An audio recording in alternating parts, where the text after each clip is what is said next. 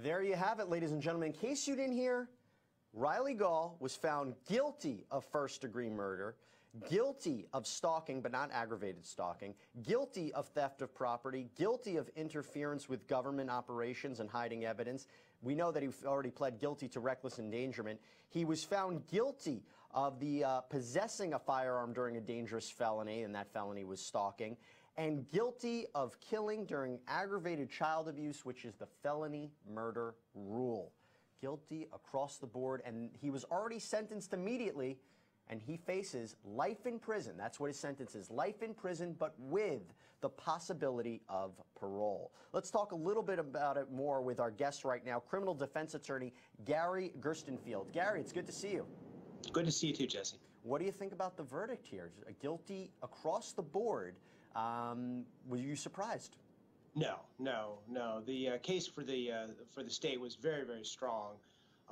Right from the very beginning, the defense acknowledged critical pieces of evidence or critical facts, rather, that the state would have to make. Number one, that Mr. Gall actually did do the shooting, and the facts of the case are problematic for the defense right from the very beginning. You've got conflicting stories from Riley. You know, he has this recorded conversation with his friends that he, of course, is unaware of. It was secretly recorded. In that recorded conversation, he's very calmly talking about the facts of the case and sort of spinning a story. It's a lie to his friends, and that lie doesn't match up to the defense's argument in the case itself, which was this was an intention to try to win back his girlfriend and try to show that you know, he could be the hero. And so this incompatibility right from the very beginning is a real turnoff to the jury. It was 8 men, 4 women, I believe, made up the jury, and this is a relatively quick verdict. And it's an unfortunate situation for the defense. Sometimes you just have bad facts, and that's unfortunately what his legal team had. This case, I believe, ended for the defense when that evidence came out that he was 4 to 5 feet, Mr. Gall was 4 to 5 feet away from her bedroom window when he fired those shots, and the 2 shots were parallel to the side of the bed and the headboard, indicating that he was aiming for her. When he could have fired in the air, he could have fired in the ground, and the excuse that he didn't know what a gun did and he didn't know that bullets can go through a wall, I'm pretty sure that the case fell apart for the defense at that point. Now, Gary, I want you to stand by, because we could talk about Gall, but we really wanted to focus on Willis today, the Jeffrey Willis case. So stand by. What we're going to do right now, again, our main focus for the day will be talking about the Jeffrey Willis case out of Michigan. Now, again, this is this convicted murderer and accused predator of women who is on trial for the kidnapping and murder of a gas station clerk named Jessica Heringa, who went missing back in 2013. Her body has never been found. We have a short report talking a little bit more about this case, and then we'll come back and talk about it in a minute. Take a look. The trial of convicted serial killer Jeffrey Willis is scheduled to begin this week. Willis, who was convicted in late 2017 for the 2014 murder of Rebecca Bletch, is accused of the kidnapping and murder of Jessica Heringa. Willis was arrested in connection with the Bletch and Heringa murders after a teenage girl who escaped her abductor identified Willis as her captor. Police later searched his home and van and charged him with the unsolved murders. Prosecutors contend Willis schemed to abduct women so he could rape, torture, and murder them. Willis is currently serving a life sentence for the Bletch murder and is awaiting trial for the abduction of a teenage girl.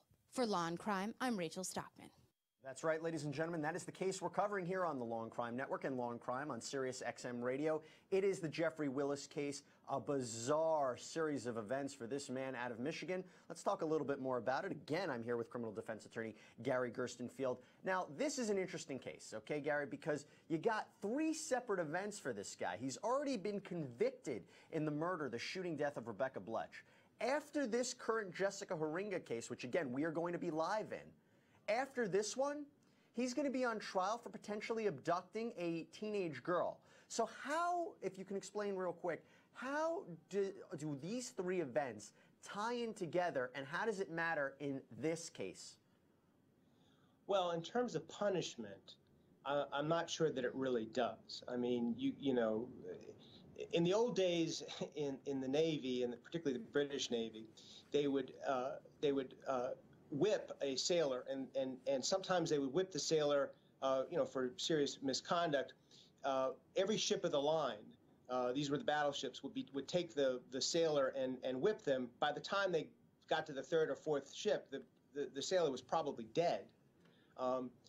So why keep doing these trials when for the sentence this guy's already got is one where why are we adding on more time? And the reason why is because we want to give closure to victims' families. We want to make sure that there is accountability. And so for the purpose of accountability and for the purpose of closure, it's important to pursue these cases. Right. I mean, he's already serving a life sentence for the shooting death of Rebecca Bletch. And again, this guy, he has been throughout Michigan. He's known as a predator of women. I mean, yesterday came out evidence that, which we kind of saw in the Rebecca Bletch trial, that he had a rape kit found in his van. We heard the testimony of this young teenage girl who said that she was almost abducted by him. So you saw a lot of evidence that we already saw in the Rebecca Bletch trial. We'll talk more about it today. We're going to wait for our live coverage. This is the Jeffrey Willis case. Ladies and gentlemen, this is a case you don't want to miss. This is about a serious, serious individual, and these are serious crimes that you don't want to miss. So we'll be back. We'll talk about this in a second. But before we do, we have a short report about the top news stories of the day. I want to play that for you right now here on Law and Crime and Law and Crime on Sirius XM Radio. Take a look. Here are today's top crime stories trending on lawandcrime.com and across the country. New York Attorney General Eric Schneiderman resigned after The New Yorker published a bombshell report alleging he physically abused 4 women he had previous relationships with.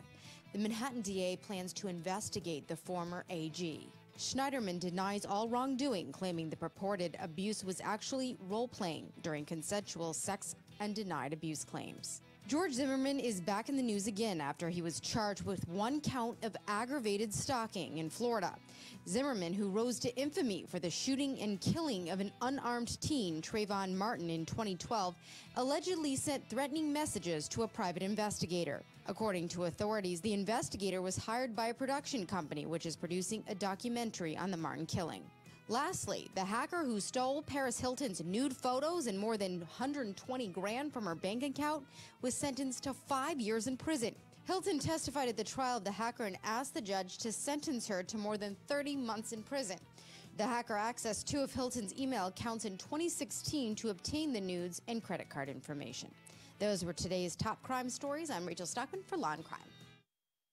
That was our very own Rachel Stockman giving a breakdown of some of the top legal stories of the day. You can go to lawandcrime.com to learn a little bit more about them. But again, I want to focus back on the Jeffrey Willis case. That is our main trial for the day.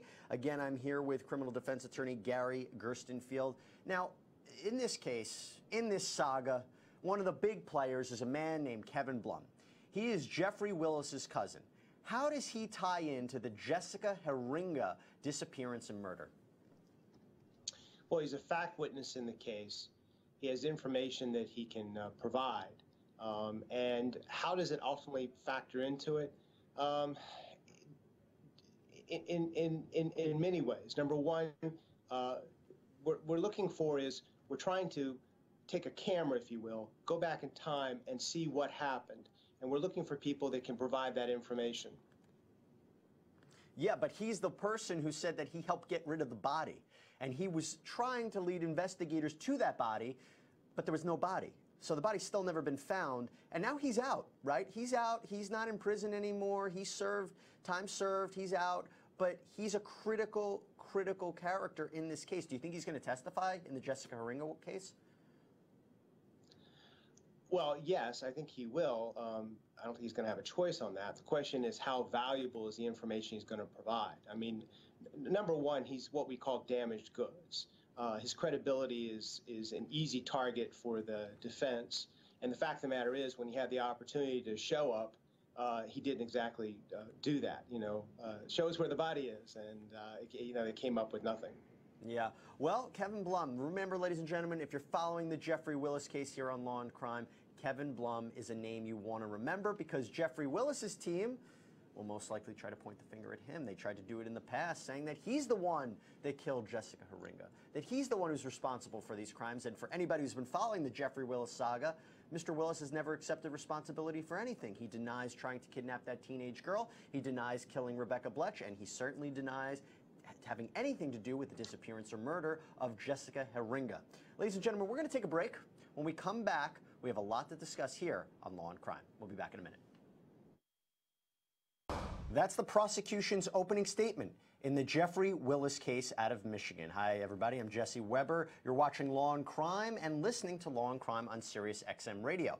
The Jeffrey Willis case out of Michigan is our main focus, that we are going to be live in that courtroom. This case. Again, it's about this already convicted murderer and accused predator of women who's on trial for the kidnapping and murder of a gas station clerk named Jessica Heringa, who went missing back in 2013, and her body has never been found.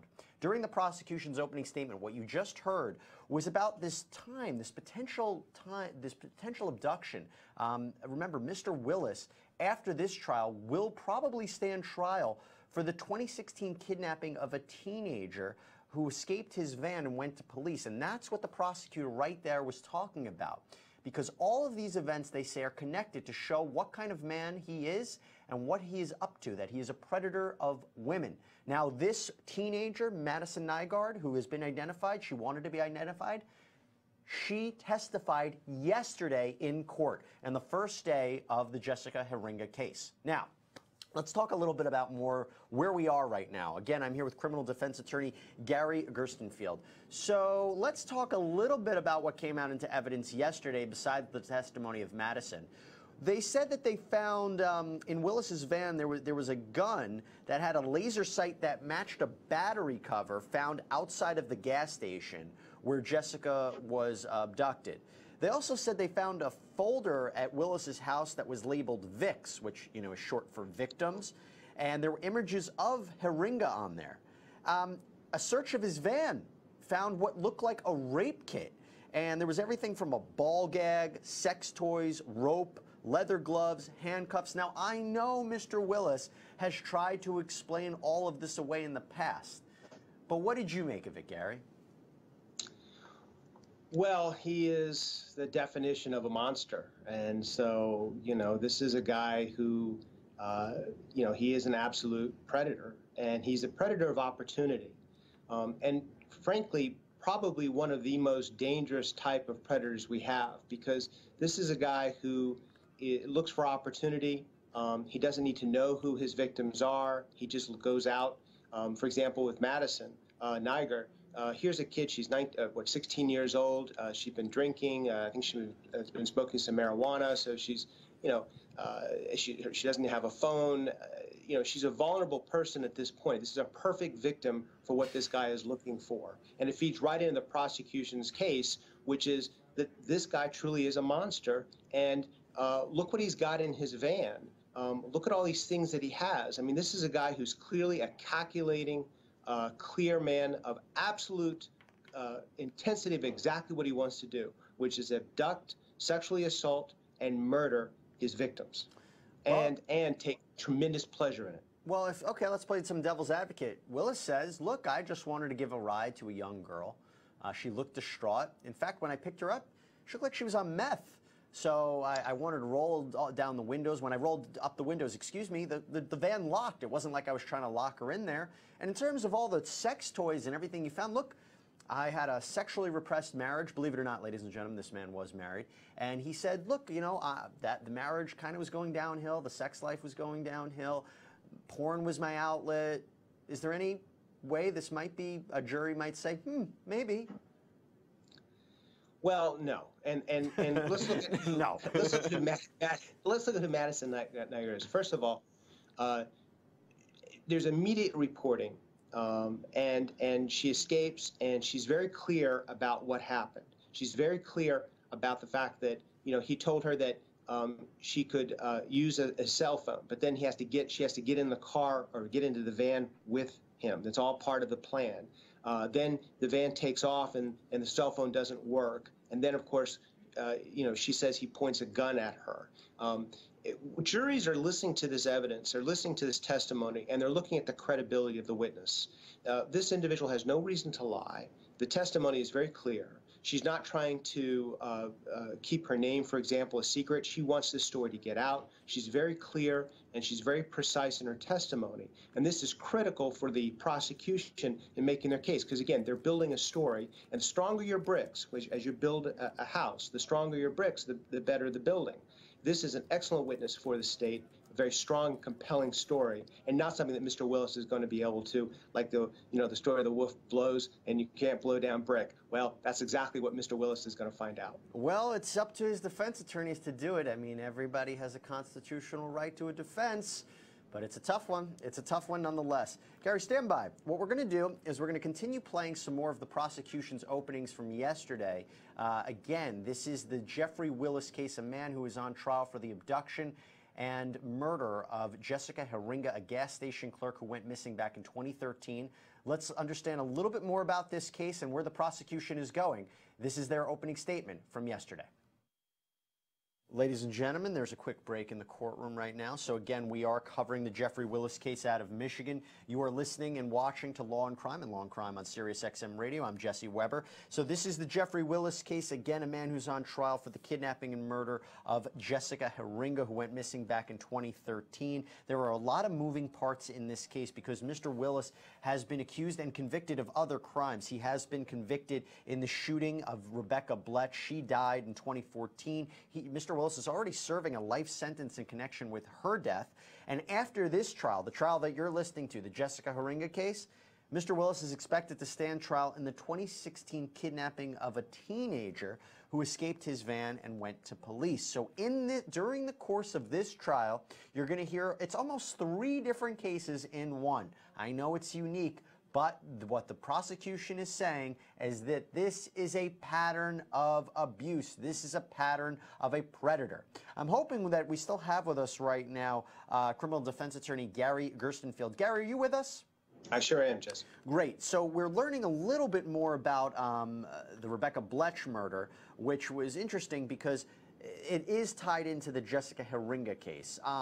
My question to you is, what's the defense here? Is the defense saying, look, we're going to show you a little bit more about Jessica Haringa. She had a tumultuous life with heroin use. You can't trust a lot of these witnesses. She's not the victim that everybody's saying. Is that what the defense is trying to say here? Well, a defense in a case like this is sort of a fluid affair. What you're trying to do is you're looking for any opportunity, any potential crack that you can try to make some sort of make something. Oh, I think we just lost our feed right there, ladies and gentlemen. So stand by. We're going to figure out what's happening. But again, don't worry. We are covering the Jeffrey Willis case here on Law and Crime. Again, for anybody just joining us, this is about that convicted murderer and accused predator of women who is on trial for the kidnapping and murder of a gas station clerk named Jessica Haringa, who went missing back in 2013. Now, her body has never been found. So yesterday we saw the opening statements in this case. We saw some explosive testimony, some huge testimony, including, I'm getting word, do we have any courtroom feed? No, I think we still don't have the feed yet. As soon we'll let you know in a minute. Yesterday was opening statements, and that's what I want to play for you right now. We had the opening statements from yesterday by the prosecution, and I know this case can get a little complicated because we're talking about 3 different cases in one. So the prosecution did a really good job of explaining how all of these different events are tied into Jeffrey Willis and tied into the disappearance and murder of Jessica Haringa. Again, this is a continuation of the prosecution's opening statement from yesterday. Well, hello there, ladies and gentlemen. I'm Jesse Weber, and welcome back to the Law and Crime Network and Law and Crime on Sirius XM Radio. We cover the most interesting live trials in the country right now, and we have one for you. We are live in the Jeffrey Willis case out of Michigan. This convicted murderer who's on trial for allegedly kidnapping and murdering a gas station clerk named Jessica Haringa, who went missing back in 2013. Her body has never been found. Now, what we've seen so far today has been the testimony of an insulin expert, because insulin is one of the things that was found in Jeffrey Willis's van, along with what prosecutors are labeling a rape kit. Everything from sex toys, a ball gag, rope, a metal bar with leather restraints was found, and also insulin, as well as a diagram of a human figure with injection sites. Let's just talk really briefly about this more with my guest, criminal defense attorney Gary Gerstenfield. Gary, this insulin expert's on the stand talking about that insulin can be used to incapacitate somebody, And then, not only on top of that, you have a diagram with injection sites of a body. I mean, how does the defense argue this away? You know, sometimes you just get some tough cases and really bad facts, and I guess this probably counts as really bad facts. I think of interest, particularly to your viewers, is that the picture that the prosecutor was able to show of the insulin and the needles was right next to the gun and all the other stuff that's found in the van, and it just paints just this horrifying picture of what Madison Niger was potentially facing when she was able to get out of that van, and what was in store for her had she not been able to get out of the van. I mean, this guy is a clear and calculated individual, and clearly he was intent on doing some very bad things. Gary, you make a good point. I just want to remind our viewers that this is a unique case in that it's almost like 3 separate trials are happening in one, because Jeffrey Willis has already been convicted in the shooting death of Rebecca Bletch, a jogger. This happened back in 2014. After this current trial that we're covering, he's most likely going to stand potential kidnapping charges. It's alleged that he tried to kidnap a teenager back in 2016. You mentioned her. So everything's kind of connected to show this pattern of abuse. Now, one of the other interesting things that came out yesterday during evidence was a collection of toolbox killer information. It seemed that Mr. Willis was collecting information about other serial killers. Can you elaborate a little bit more about that? Well, this is a guy who's clearly got a plan, and his plan is to abduct, sexually assault, and then murder his victims.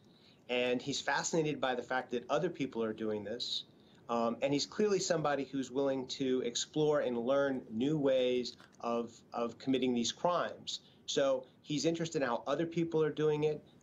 He's following this sort of stuff, and it sort of adds into the prosecutor's argument that this guy is truly an evil person.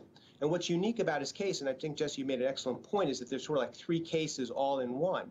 Typically, in your average, normal sort of criminal case, other crimes and other bad acts normally are excluded because of the prejudicial and unfairly prejudicial effect or impact they would have on a jury.